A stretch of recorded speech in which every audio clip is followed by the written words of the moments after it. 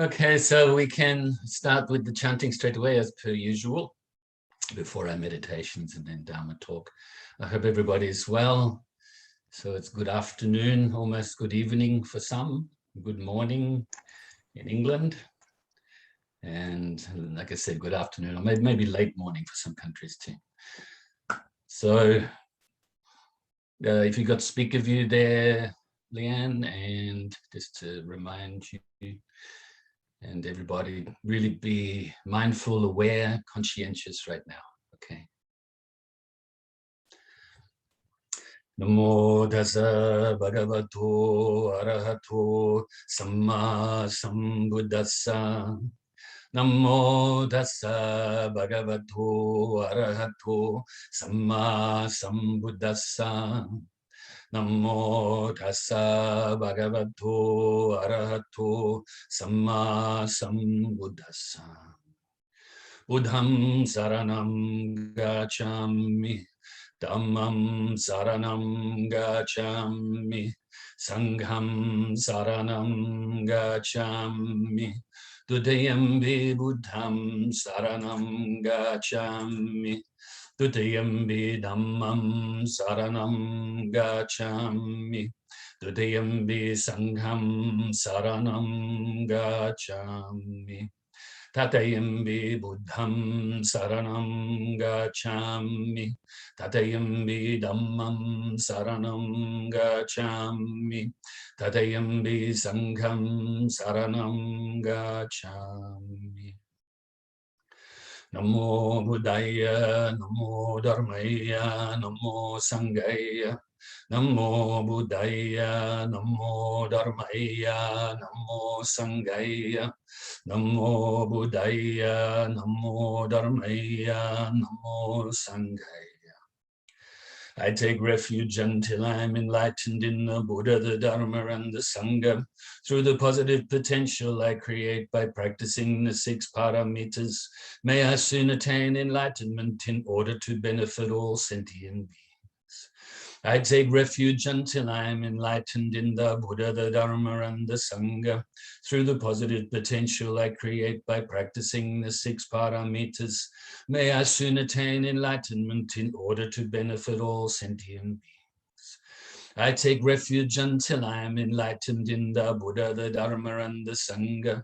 Through the positive potential I create by practicing the 6 paramitas, may I soon attain enlightenment in order to benefit all sentient beings. May all sentient beings have happiness and its causes. May they be free from suffering and its causes. May they never be parted from their happiness beyond suffering. May they abide in equanimity, free of bias, attachment to the near, and aversion from the far. I shall cause this. Great compassionate Buddha, please inspire me to be able to do so. Reverently, I prostrate with my body, speech, and mind, and present clouds of every types of offerings, actual and mentally transformed. I confess all of my negative actions accumulated since beginningless time, and rejoice in all the virtues of all holy and ordinary beings. Please remain until cyclic existence ends, and turn the wheel of Dharma for all sentient beings. I dedicate the virtues of myself and others to the great enlightenment. However innumerable all sentient beings are, I vow to save them all. However inexhaustible my delusions are, I vow to extinguish them all. However immeasurable the Dharma teachings are, I vow to master them all. However endless the Buddha's way is, I vow to follow it completely. Om Mani Padme Hum. Om Mani Padme Hum. Om Mani Padme Hum.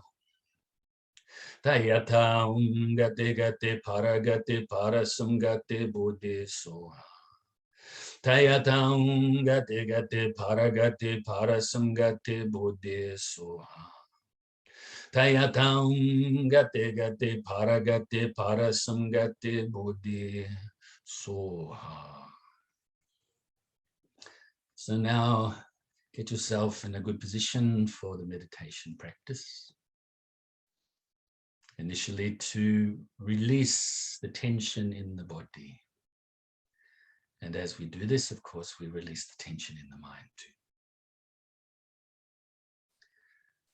So bring your focus initially to the tips of your toes and work your way up the body, releasing the tension as you go, up to the shoulders, down to the ends of your fingers, and then to the top of your head.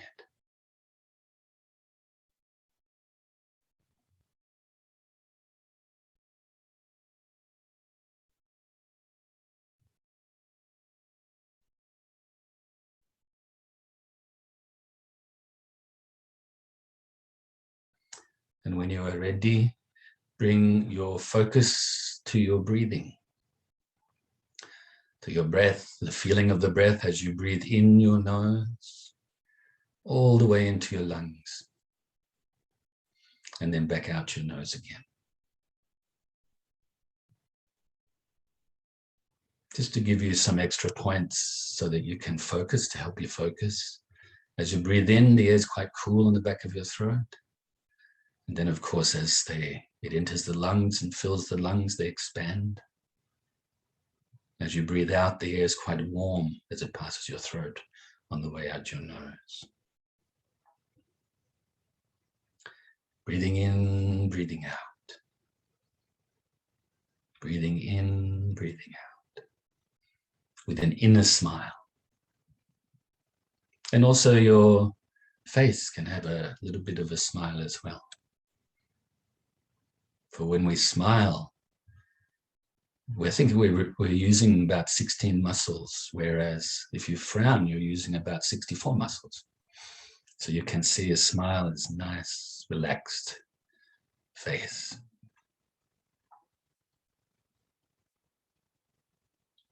If thoughts appear or arise while you are meditating,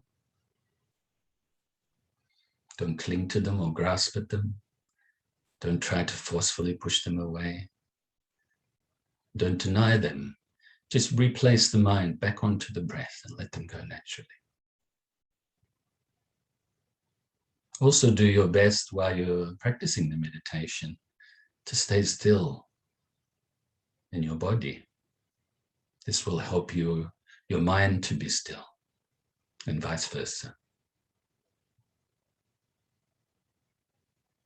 If after a period your mind starts to become a little bit dull, then wake it up a little bit by focusing a bit more brightly on your breath. So let's practice like this now in silence for a few minutes.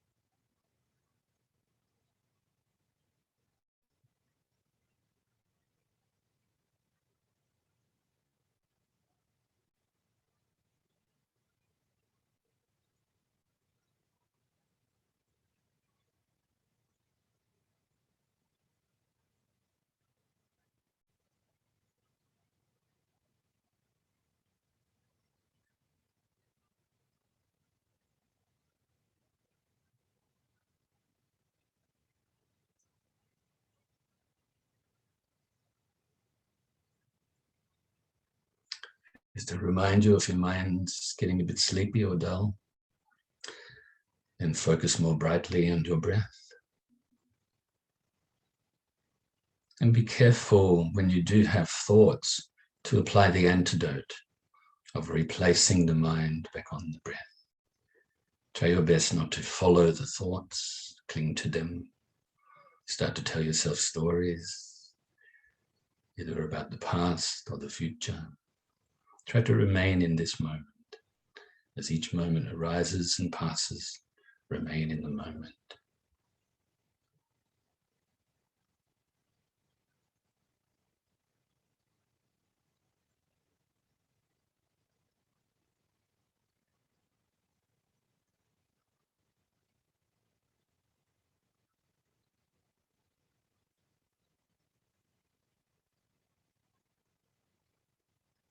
Another technique that you can add to the meditation on the breath is to count the breaths.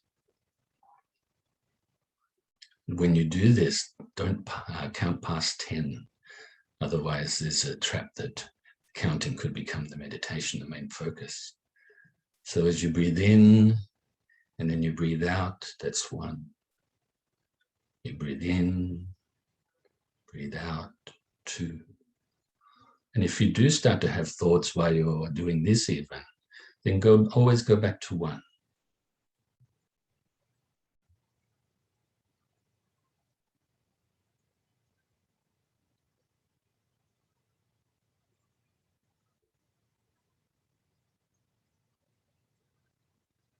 And then count up from there. Like I said, not past 10.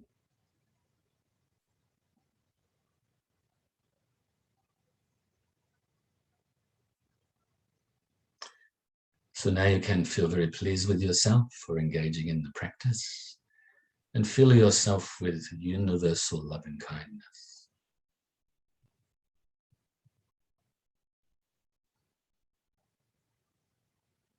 And you can have thoughts to yourself such as, may I be happy. May I be free from suffering. May I be peaceful.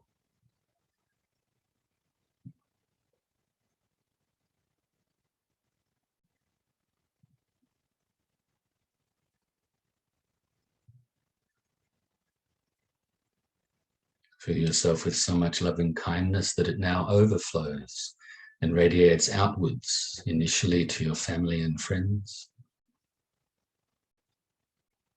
May they also be happy, free from suffering, and be peaceful.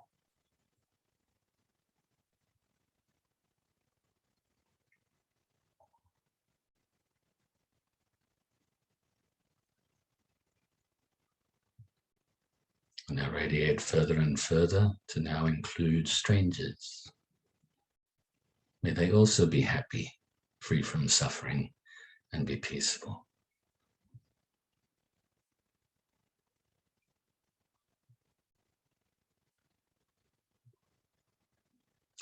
Now also include those that you may regard as enemies, those people that you find irritating, or for whatever reason, you feel displeasure when you're in their company. May all of these 3 types of people, from our own perspective, may they be happy, free from suffering, and be peaceful.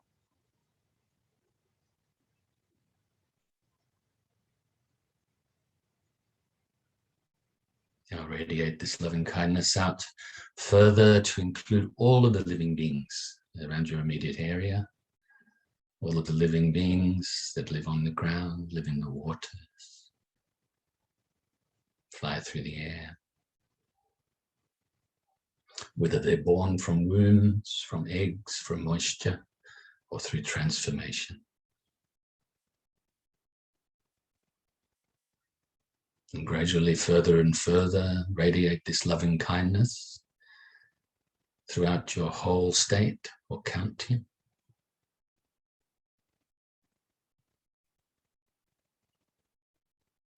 and throughout other states and counties throughout your whole country.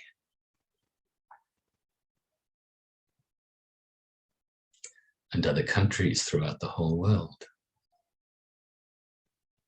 Initially those that you're familiar with and have an affinity towards, as well as those you don't know too much about,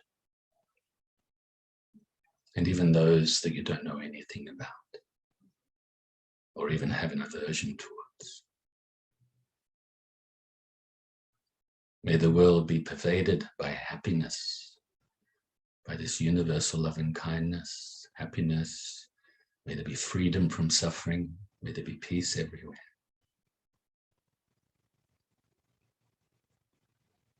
And now throughout the whole galaxy, or I should say the solar system first, and other solar systems throughout the whole galaxy, and other galaxies throughout the whole universe.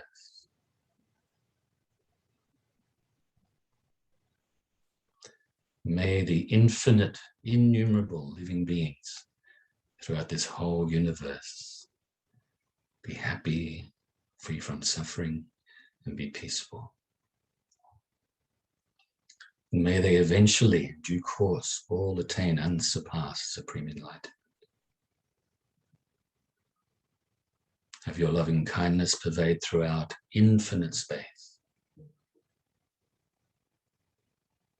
whilst at the same time be present here and now to recite the dedication prayer. Due to this merit, may I soon attain the enlightened state of the Buddha, so that I may be able to liberate all sentient beings from their suffering. May the precious Bodhicitta, not yet born, arise and grow. May that born have no decline, but increase forevermore. And may the precious view of Shunyata, not yet born, arise and grow. May that born have no decline, but increase forevermore.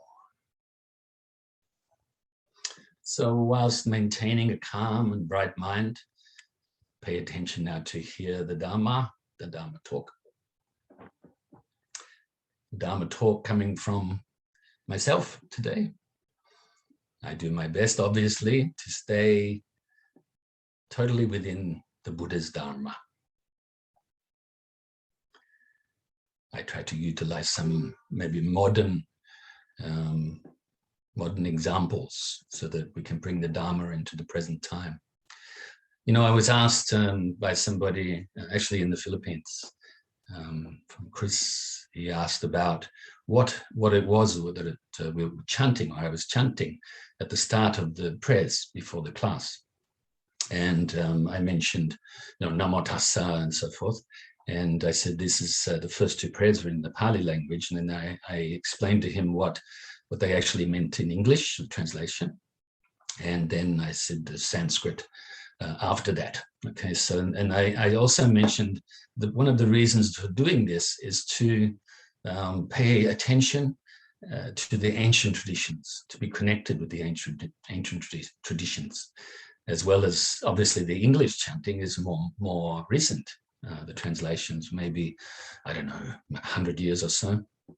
And so I think it's important for us to do that, to realize, always remember that these teachings that we are experiencing today, and maybe the books you could be reading today on the Dharma, are all connected to the actual time of the Buddha, when the Buddha was actually giving discourses, when he had that human form. Okay, so always remember that, and always connected as well to all of the great masters throughout time that gave commentaries on the Buddha's teachings. Okay, so it's important that we always know that it's not just something that's popping up out of my mind right now, for instance. And even when you read a book, a modern book on Buddhism, this is not just something the teacher made up. This is, trying to give good examples and good explanations, good translations as well of the actual teachings of the Buddha to bring it into this time. But it's all connected, okay? So as you know, the subject is the 6 paramitas, or 6 transcendental perfections. And as you know, we've gone through the different aspects of generosity, morality, patience, and effort. Last week, we didn't quite finish the 3rd aspect of the effort. the diligence of being constantly enthusiastic for the Dharma. Okay, so I'll continue with that today and then start to move on to the next aspect of the 6 paramitas, which is concentration. And so, excuse me for a minute, just got a little bit of hay fever. Water, very nice. So got the notes here, diligence of constant and consistent enthusiasm. Just to reiterate, just very briefly over what I did get up to last week, don't be satisfied by merely doing good deeds. Actually, you can go back further than that. Don't just be satisfied with abstaining from non-virtuous deeds. Then go on to engaging in good deeds, but don't just be satisfied with that either. You know, work to develop this enthusiasm for the practice, because if we do this with the enthusiasm, the practice starts to become more spontaneous. We don't have to make such an effort to practice. You know those times when you don't feel like it, maybe tired or down about something for whatever reason, or maybe the opposite, maybe you're busy doing worldly things and enjoying yourself during that and not prioritizing for the Dharma practice to be number one. So those times you have to try, but the more enthusiastic you get in engaging in the practice, the more it becomes easy to do so, the more natural it becomes to do so. Always base this practice on the great altruistic intention of bodhicitta. As even though we haven't perfected it yet, we haven't filled ourselves with it yet, whatever level we're at, bring it to mind, okay? It's really good to bring to mind, rejoice in the fact that you have not engaged in the negative actions, rejoice in the fact that you have engaged in good deeds, good actions, and also rejoice in the fact that you're continually basing your practice as much as you can on this bodhicitta intention. Okay, always rejoice, in yourself, in your efforts. So it's important to do that, so you don't get discouraged sometimes if it appears a little bit hard to do the practice. I was also asked during the week, what was my take on the fact that some people are Buddhists and then stop practicing Buddhism, or maybe go somewhere else. I said, of course, every individual is different for the reasons for that. But what I would say is they didn't really practice. They didn't look into the teachings. They didn't put enough effort into practicing to get some good results. And so really, maybe people that do that are only Buddhist by name, not really by practice as such. That's my abbreviation of a longer answer that I gave. Okay, so create the momentum with doing good deeds and practicing well and consistently, and maintain the power and consistency in the practice. We have to do this right up, like I said last week, right up until we realize enlightenment for ourselves.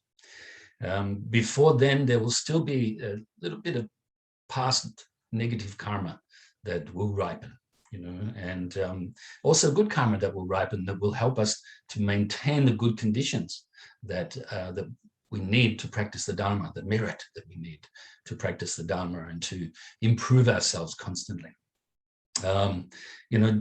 Eventually we have to dig up. It's not just the gross aspects of our mental afflictions now, kleshas in Sanskrit and Pali. These mental afflictions also have the subtle aspect, just like a seed, let's say you have a plant in the garden that it started from a tiny seed. And the same with our mental afflictions. It starts very, very subtle and then gets bigger if we don't correct it and collect our mind, check our mind constantly. I gave you the example of a tree. I won't repeat that.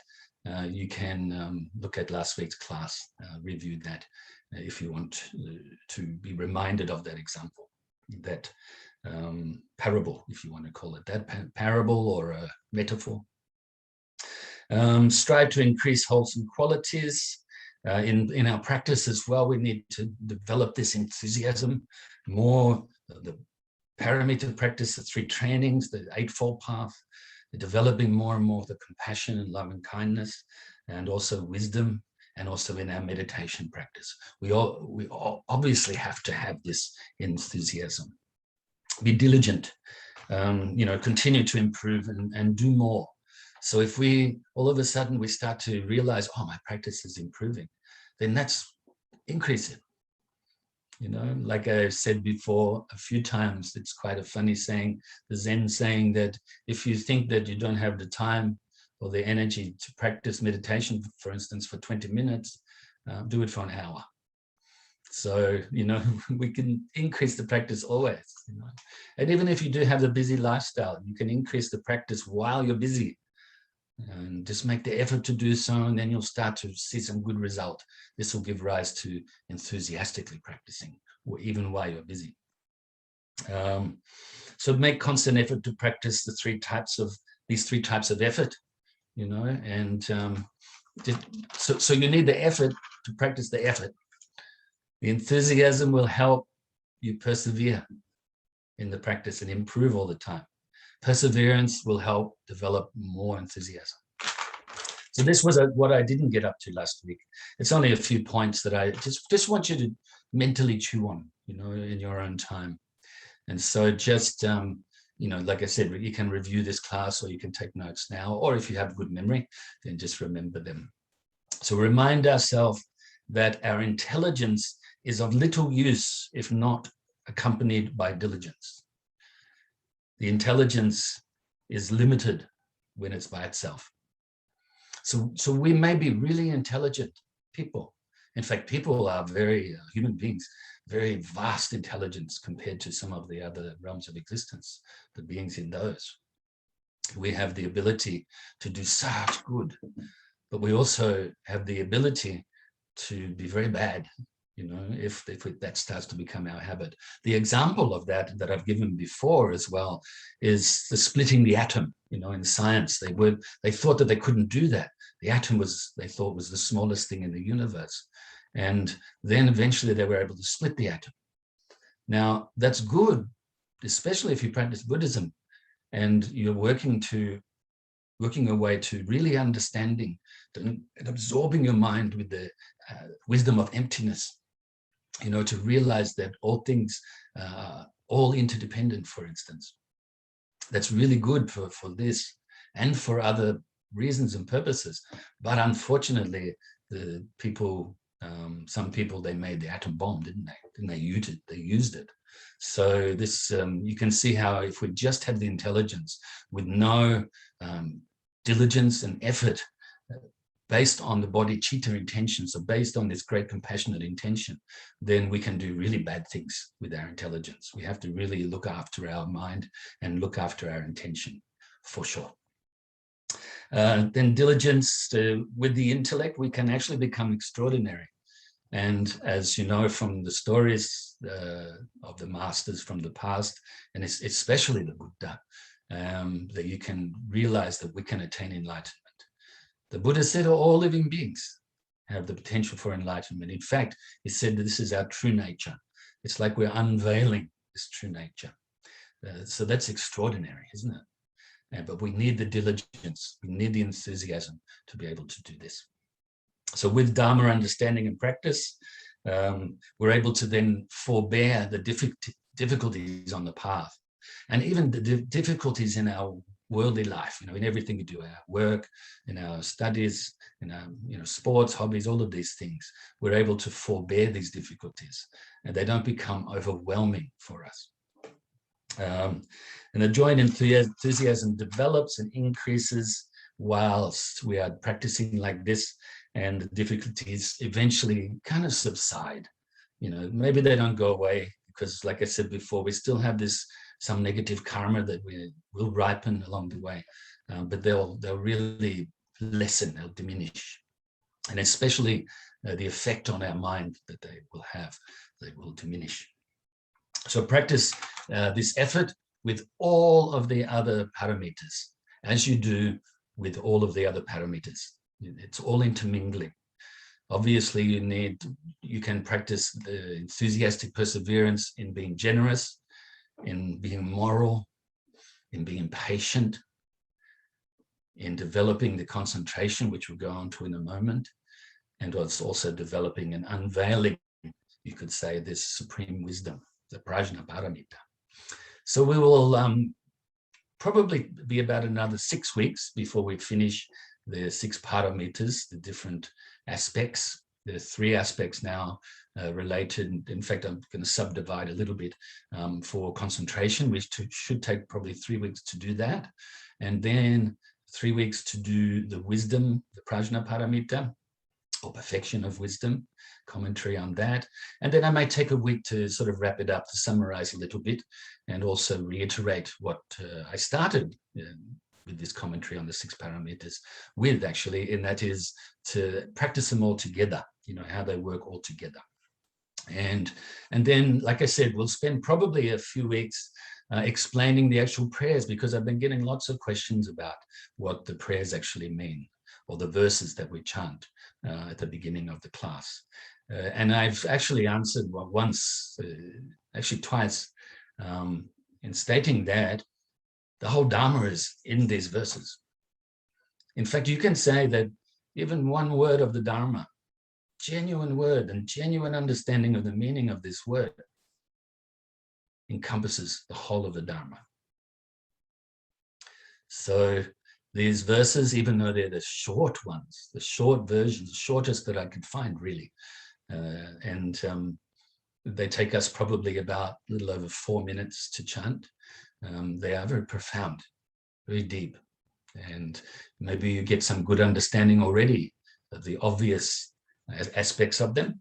But the deeper you go into the meaning of these verses, of these lines, actually, the deeper your understanding of them will be. And then the more you have this understanding, the better your practice will be. Leaps and bounds, you could say. Okay, so then I will spend a few weeks on that, and then we'll move on to another subject, of which I'm thinking at the moment is the 8 verses of thought transformation, to give commentary on that. Okay, like I introduced them to you probably a couple of months ago now, just with a few words on them and from them. Okay, so I think we have now about 5.5 minutes. So we'll start the introduction to the concentration, and then move on to the second part, which is giving up attachment to distractions, which is an interesting one, isn't it? You think about that. We have attachment to distractions. In fact, we have attachment to our own suffering. You think about that. If you go up, if somebody came to you and said, "Oh, you don't need to think like that," when you're, maybe having some negative thoughts habitually, sometimes we get a little bit upset with that, isn't it? Because we have attachment to it. We don't want to give it up. We don't want to give up our suffering because we see it as part of ourself. But actually, it's not the self. Things just coming, going all the time. But we cling to them. We have attachment for it. So we have attachment to these distractions, whether they be mental distractions or some distraction or mental distraction we're experiencing from outside phenomena, and attaching to that. So this is also can be known as meditation or mental stabilization, as mentioned before. I remind you that I gave commentary, and actually have been posting it recently, reposting it on Facebook in relation to concentration, okay, and the actual practice of meditation, the 5 faults to be relinquished, and the antidotes, and so forth. Okay, so you can have another look at those posts or those videos from previous classes. It's actually good timing that I'm reposting them at the moment in relation to this subject.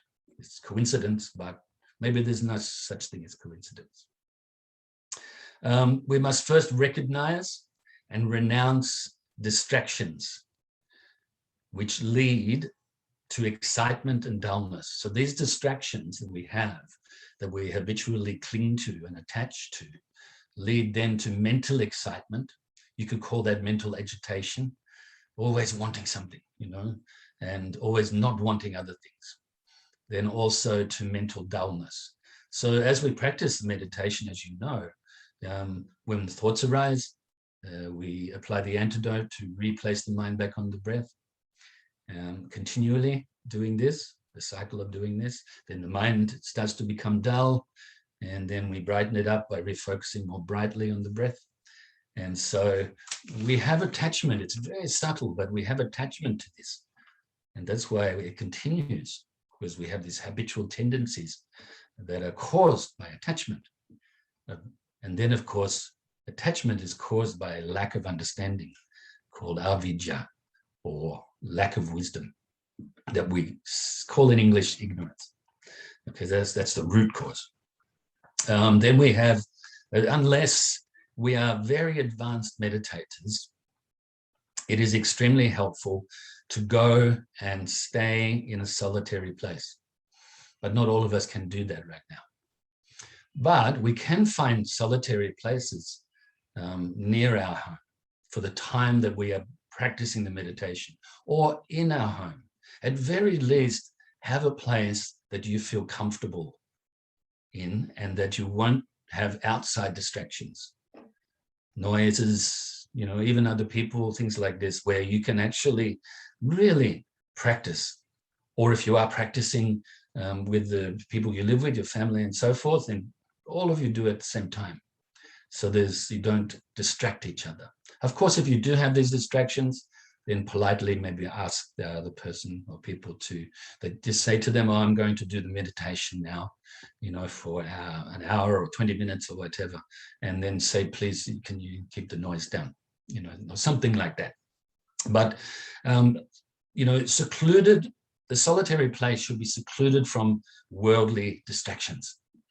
Okay, of course, like I said many times before, the distraction is really happening in your mind.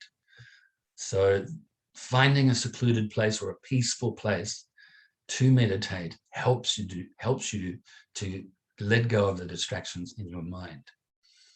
When you are really advanced in the practice, then actually go to the places where there's lots of distraction and test yourself, like the cemetery, like a busy street, and meditate there, actually. But we're not at that stage yet. So find that quiet place.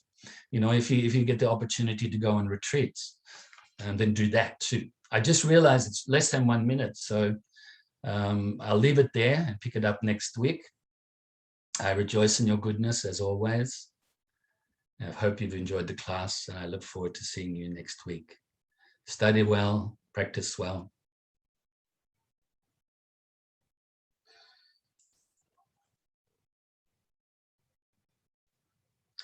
I didn't see it go past 1 minute, so maybe it's continuing now. Loving kindness, very important to yourself and to others. Compassion,